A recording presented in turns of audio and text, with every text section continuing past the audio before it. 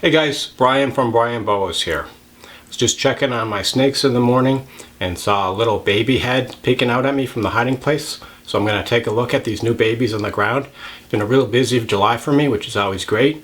And I'm really excited because this is my first litter of pure Colombian Boas. These are Kubsch Pastel Colombian Boas, a selectively bred line of Colombian Boas that have been selected for their bright colors. So without further ado, let's go take a look at these baby Boas.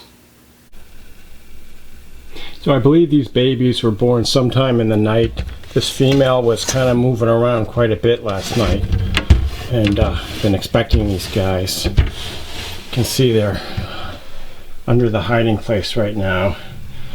I don't know if this female is going to be aggressive or not, so I'm just going to use my snake stick, not get too close. What do we got there? So yeah, we got a pile of babies, we got a few slugs. They look like they're in their amniotic sacs still. So what I'm going to do, you guys probably are familiar with the drill. I'm going to gently remove the female, give her a soak in some lukewarm water, get her cleaned up, and then we'll take a look at the babies, take them out and clean the cage thoroughly. So I'm just going to turn the camera off right now. So I got the mother out and she was real sweet. She didn't, not aggressive at all, which isn't a surprise since she's a real Colombian Boa. So you can see the babies there. And so as I mentioned, most of them are still in their amniotic sacs, kind of poking out. I think some of them are buried under the litter. See some of them starting to stir. Some slugs. Sorry, it's kind of hard to hold the camera with one hand and do this with the other. What do we got? 6 of these bad boys. Yeah, I hate these slugs, but I guess it's part of breeding sometimes. Okay. Yeah, so the babies look quite nice. You can see the colors coming through. Be good to get a close-up of these guys. And I actually didn't really get a post-ovulation shed in this litter. I got a shed early on that predicted that they were supposed to be due about 2 months ago back in May, and that of course never happened.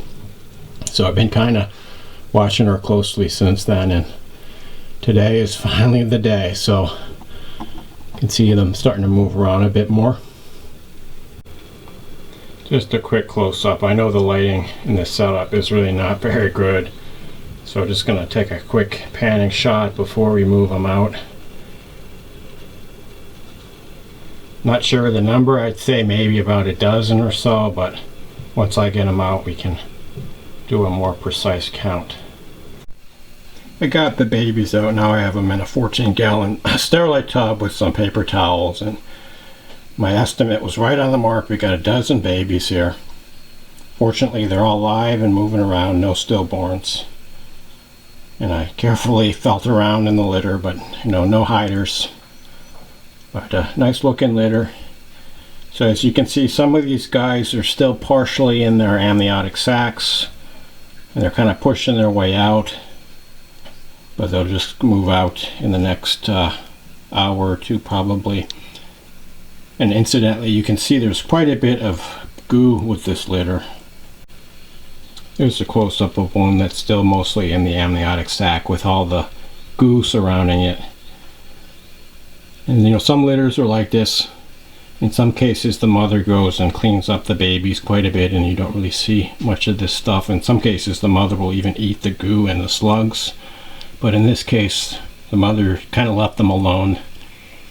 They may actually have just been born a few hours ago, so the mother was just taking a rest.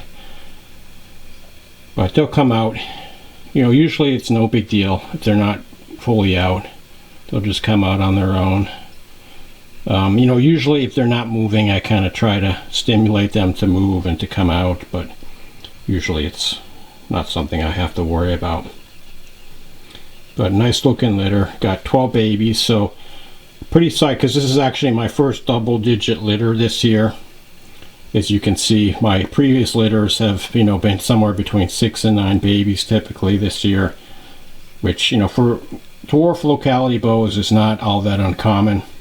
And I think a lot of the estimates of the size of boa litters that you might hear, like 20-25 babies on average, are kind of gross overestimates, at least for many of the locality boas.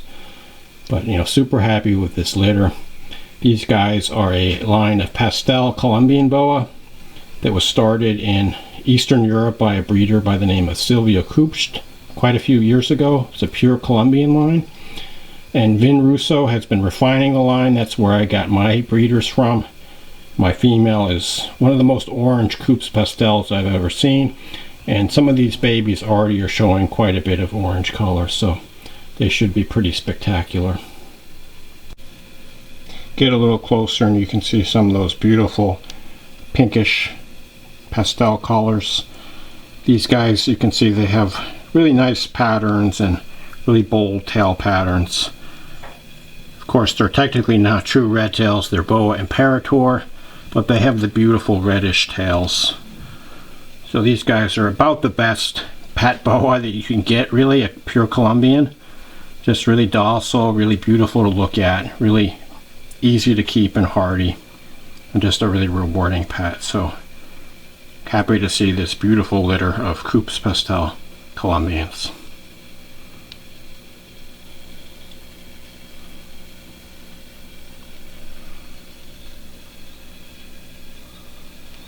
So I'm gonna move these guys on top of a heat mat set to about 90 degrees. I'll probably come and clean them up in a couple hours because all this goo is going to start to decompose and smell, and got to get it out. So I'll check on them in a few hours, make sure everyone's okay, and clean up the paper towels.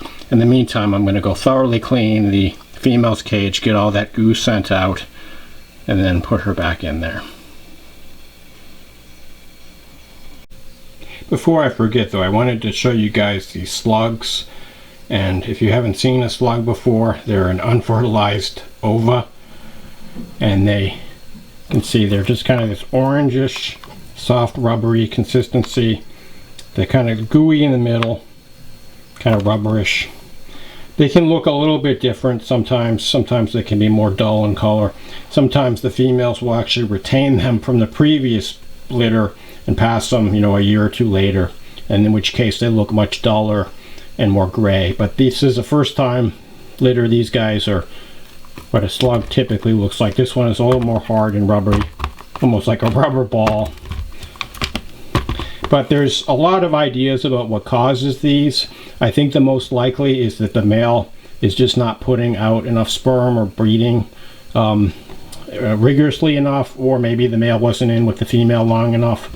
In some cases they're unavoidable. You might have a few of them, and I think as long as you have some babies that are healthy, it indicates your male is probably not the only problem, or you know, the total problem. If you have a litter that's nothing but slugs, that might indicate that your male is, you know, not doing the job, or there's some incompatibility or something like that. And so these are the bane of every boa breeder's existence. You know, each of these slugs could, in theory, be a nice, healthy baby. And, you know, to make it worse, they're a lot harder for the females to deliver, and they can sometimes cause complications during pregnancy, leading to retained slugs. And, you know, it's resulted in the death of female breeders. So you want to do everything you can to try to not have these slugs. I've even been using multiple males in some of my litters with the hopes that this might, you know, lead to better fertility and, you know, fewer slugs. Slugs, actually, some breeders will feed them to their pet reptiles like tegus, and, you know, other lizards will eat them. I wouldn't recommend making an omelet out of them, but if you want to give it a try, let me know how it goes. They've got this kind of goo inside. See that? This real sticky goo. But, you know, what I use them for typically is, in my garden, is fertilizer. I also wanted to show you guys this that I found in there. This is what's known as the waxy stool. And it's basically a bowel movement that the female passes, you know, a few days typically before the birth. Sometimes you see it, sometimes you don't, but if you see it, it's a good indicator that your female's about to give birth. That, and she's moving around the cage a lot.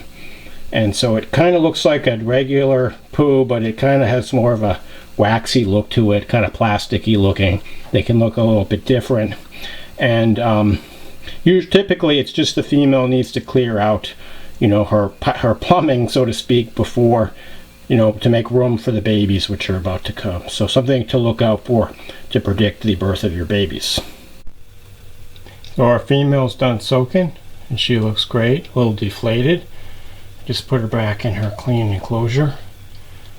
Give her some much deserved rest. And then we'll feed her a rat tomorrow morning. You can see her beautiful pastel colors, although they're still kind of dark. Females tend to darken up when they're gravid with a litter, so she'll probably go back to her regular coloration after her shed in about a week. It's been a few hours. I just came to change the paper towels. As you can see, these guys are now out of the amniotic sacs and moving around. Ended up cleaning up quite a bit of goo, but these guys look really great now. They're nice, fully formed babies. And they've got some really beautiful colors and patterns. I'll just zoom in so you can see how beautiful they are. And I'm really amazed at how pink they look, even at this early age. And then also the patterns. I mean, these tails are just beautiful. They almost look like a true red tail in terms of the tails. Some really nice reddish tail blotches. But of course these guys are pure Boa Imperator from Colombia. They've got some really nice patterns as well. Just a real nice litter. And these guys, I actually tried to breed them for the first time last year, but no success. So it's not really that uncommon for me to not get success on the first time around. I just give it a try the next year, and then pretty good percentage of the time I'm successful the second time around.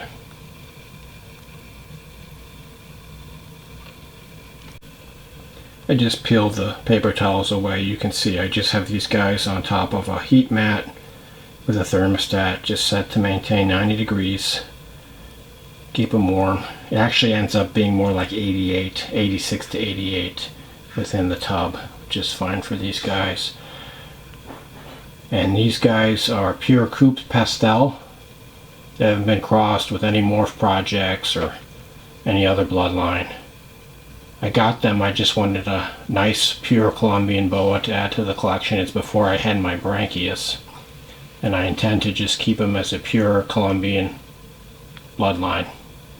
So I'm not going to cross them with anything, at least for now. You know, maybe in the future I might have a morph project that I might work a male into, but for now these guys are just pure Kubsch Colombian Boa Imperator. Unfortunately, a lot of the ones you see have been crossed with some morph project because people want to improve their color saturation with the pastel, you know, genetic background.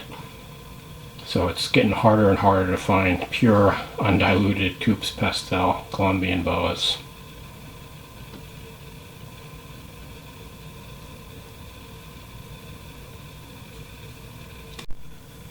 I'm just going to add a dish of water as I usually do, even though they probably won't drink. It maintains a higher humidity. And this is going to be their home for the next week to 10 days until right around when they have their first shed. And then we'll move them into a separate tub. Right after they shed, they'll be fed, and then hopefully they'll all eat pretty quickly. But real nice litter, Kubsch Pastel Boas. I'm just going to mist them, keep them nice and humid. Probably change the paper towels every couple days or so.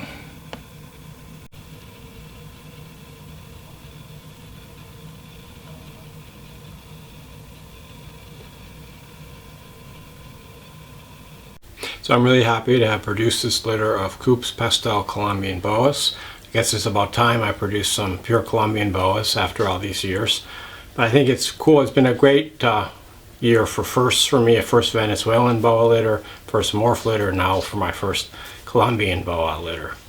So I wanted to end the video just by saying a little bit about my sales, because a lot of you guys have been reaching out to me asking about possibly obtaining one of my Boas. I expect these guys will be up available around September.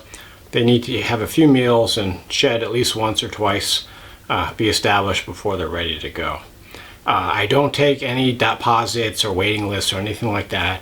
I just don't have the bandwidth to keep track of all these, names and money and all that. So my policies are first come, first served once the boas are available.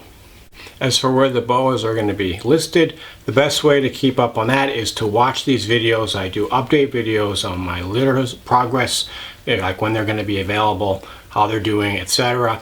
And in those videos, I announce where they're available. Sometimes I have them up on Fauna Classifieds. Sometimes I have them up somewhere else. So just stay tuned for these update videos.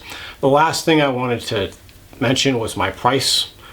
I don't have any of the prices determined yet. I don't know exactly what they're going to sell for. So, if you ask me a price, I can't give you a price right now.